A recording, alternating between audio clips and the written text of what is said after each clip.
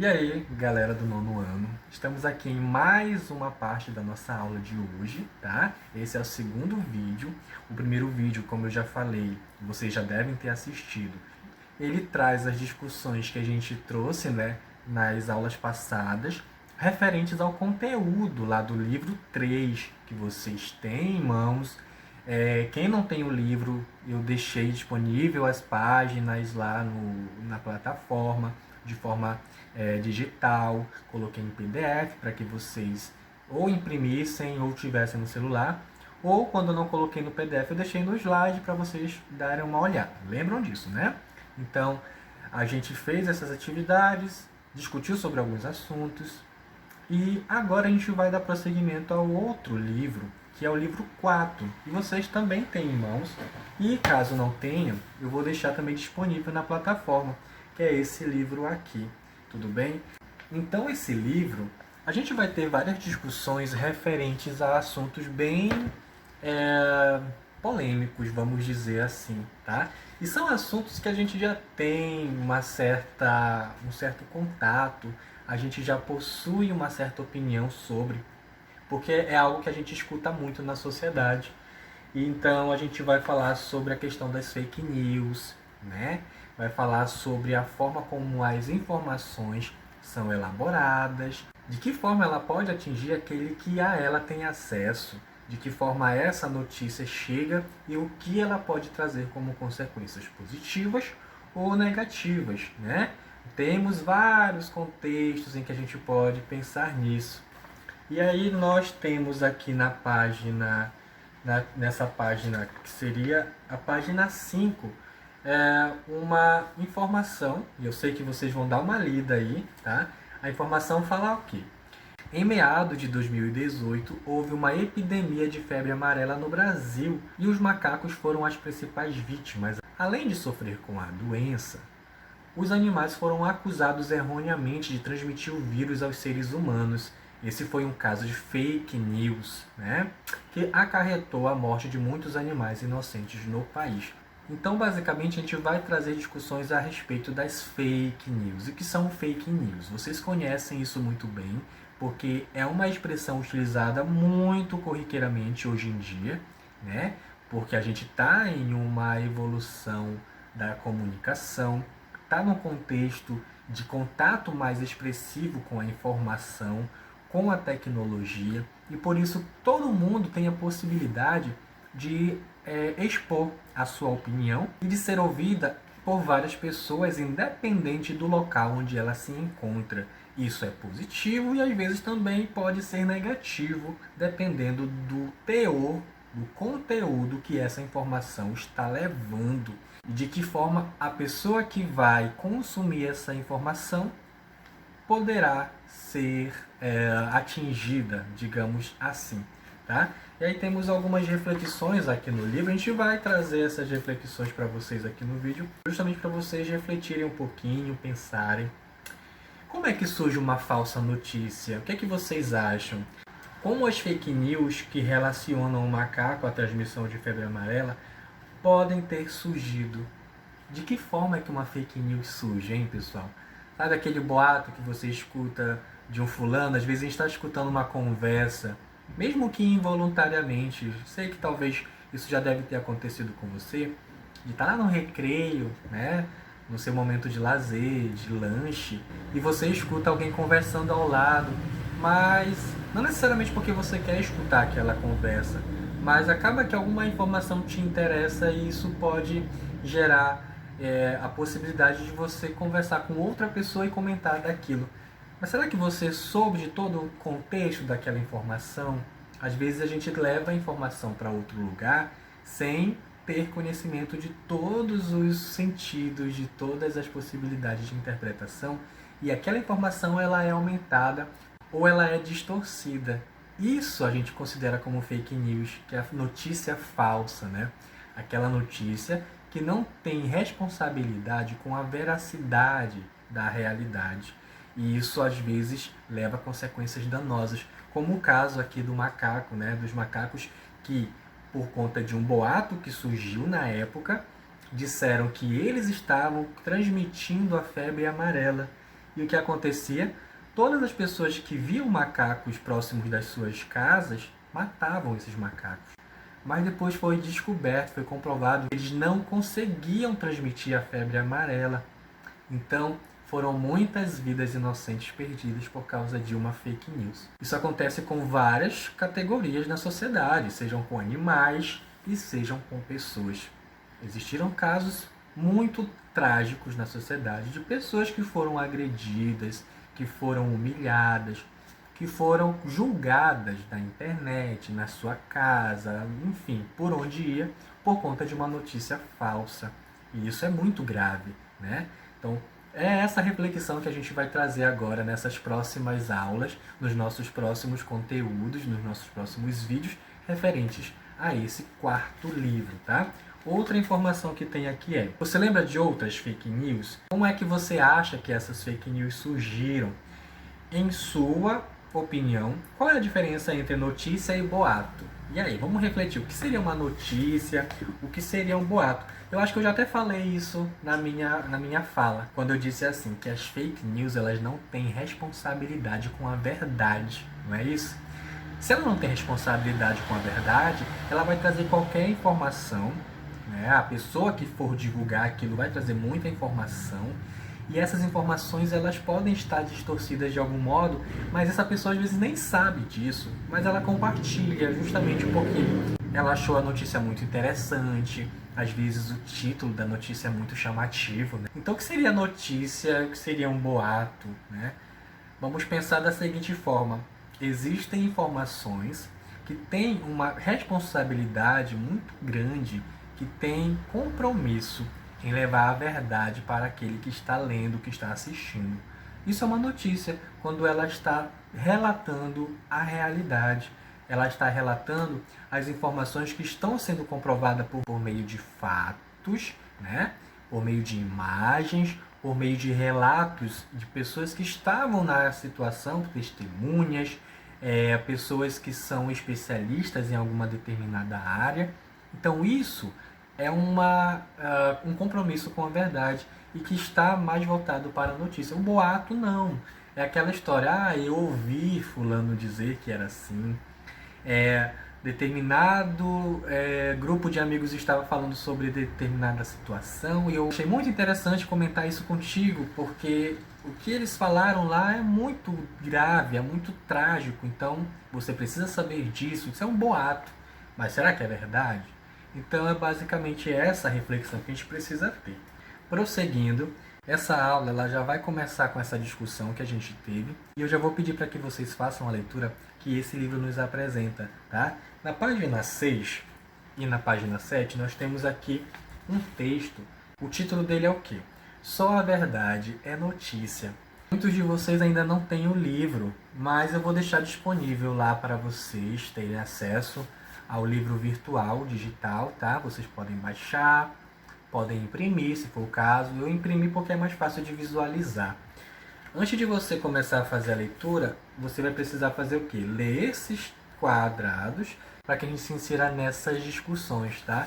Por exemplo, a caixa que está aqui está escrito assim, contexto. Nos últimos anos, a quantidade de fake news tem crescido e causado grande prejuízo no mundo inteiro. As redes sociais são os principais meios para a disseminação de fake news, mas elas também podem aparecer nos veículos tradicionais de imprensa. Então, nesta sessão, você vai analisar 2 editoriais sobre esse assunto. E aí a gente vai já iniciar o nosso novo gênero discursivo, né? Que já vai ser o gênero editorial. A gente vai falar sobre ele nas próximas aulas. E a gente vai sair da entrevista, sair do vlog para ir para o gênero editorial, que é um tipo de texto que é de caráter dissertativo e que é também argumentativo. Ou seja, você vai começar a se inserir no processo de textos que podem estar ligados lá no Enem. Então a gente vai começar a fazer nossas produções. Olha que legal, né? Produções voltadas tanto para o que a gente está discutindo aqui, quanto para aprender a fazer a redação para o Enem. Não é isso? Então a gente vai iniciar as nossas discussões a partir disso. Eu vou fazer a leitura já desse primeiro texto bem rápido para que a gente comece a se inserir nesse contexto, para que a gente comece a discutir sobre ele, tá? E vamos lá. O texto 1, eu não vou ler o segundo, mas o texto 1 eu vou ler. Ele começa assim: uma mentira só se transforma em notícia quando é desmascarada. Aí é a fraude e seus efeitos danosos, às vezes irreparáveis, que viram notícia. Essa, infelizmente, é a realidade cada vez mais frequente no mundo interconectado em que as chamadas fake news, ou seja, notícias falsas, proliferam na internet e nas redes sociais, nascidas da má intenção e disseminadas por ingenuidade, ignorância ou má fé. Nesse contexto, o jornalismo profissional e responsável, embasado em métodos comprovados de apuração e checagem de informação, reafirma-se como fonte segura para o público matar a sua sede de verdade. A celebração de mais um Dia do Jornalista, nesta sexta-feira, 7 de abril de 2017, é uma ótima oportunidade para a renovação do compromisso dos profissionais de imprensa e das empresas de comunicação com o direito dos cidadãos de receberem informações corretas, imparciais e verdadeiras. Ninguém pode pretender o monopólio da verdade, mas a imprensa clássica, com seu histórico de atuação, seu compromisso com o público e a sua dependência com a credibilidade, tem mais motivos para perseguir a exatidão e a veracidade de tudo que divulga. Além disso, os veículos tradicionais estão mais sujeitos à cobrança dos consumidores de informação do que os produtores de conteúdos para os usuários de redes sociais, muitas vezes expostos a textos e vídeos anônimos ou repassados por terceiros. Boatos e inverdade tornaram-se uma epidemia mundial a partir da popularização da internet e do perfil anárquico da rede. Na maioria dos casos, as informações distorcidas ou inventadas servem apenas para brincadeiras, mas não são poucos os casos em que provocam danos coletivos e individuais. Os esforços anunciados pelos gigantes digitais Google e Facebook para achar soluções são uma gota no oceano da desinformação e se mostram mais como iniciativas de relações públicas do que como disposição efetiva para consertar o problema. A apuração, a veracidade, a checagem, a autocorreção, a diversidade de fontes e o pluralismo de opiniões são alguns princípios editoriais que o jornalismo profissional já incorporou na sua atividade diária, proporcionando ao público uma espécie de certificação das notícias que divulga. Acreditamos que informar é transformar e que somente a informação certificada, checada, verdadeira, real e responsável transforma uma sociedade para melhor. Olha esse texto, né? Ele mostra pra gente dois lados da notícia. Uma notícia que é feita a partir de elementos voltados para a verdade e outros que não têm tanta essa preocupação. Como eu falei anteriormente, né? Existem os meios de comunicação que, de certa forma, disseminam as informações.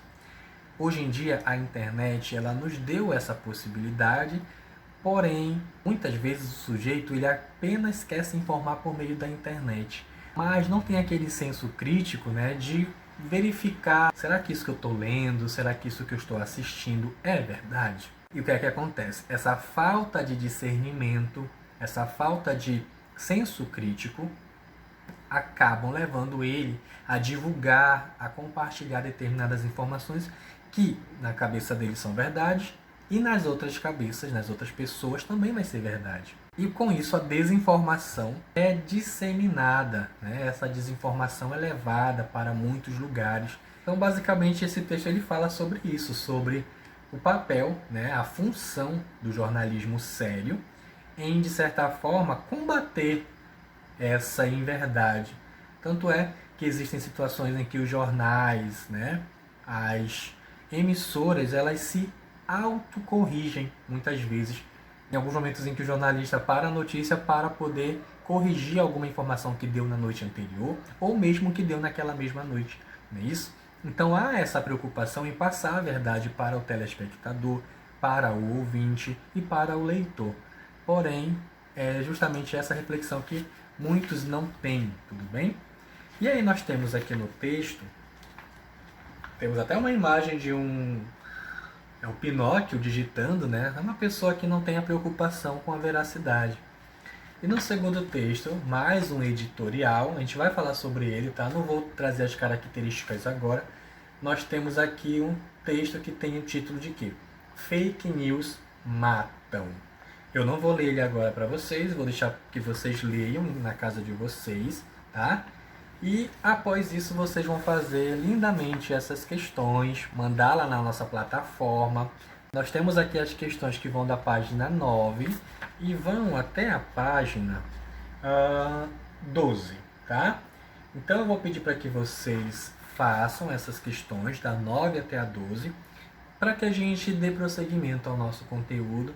Na próxima aula eu vou comentar sobre essas questões, vou verificar as respostas corretas, fazendo uma comparação com as respostas que vocês me mandarem, tudo bem? Então, basicamente a nossa aula ela vai ser agora. Como é o início do nosso conteúdo, a gente não vai se alongar muito, mas espero que vocês tenham compreendido, que a gente saia dessa discussão com um senso mais crítico, que a gente possa buscar, de fato, ter a preocupação com o que a informação pode trazer para a gente, né? E é isso. Qualquer dúvida, mande uma mensagem. Eu vou deixar isso na plataforma, o livro. Vou deixar os vídeos na plataforma. E eu vou deixar a data de entrega para essa atividade para sexta-feira. Tudo bem? Por que, professor, sexta-feira?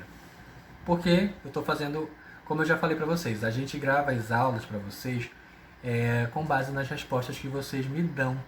Então, se vocês não me passam as respostas, eu acabo tendo que fazer sem a participação de vocês, porque a participação de vocês nas minhas aulas é justamente nessas respostas que eu trago para poder discutir com vocês, tudo bem? E é isso, pessoal. Qualquer dúvida, pode entrar em contato que a gente vai responder, tá? Bons estudos e boas leituras, tá?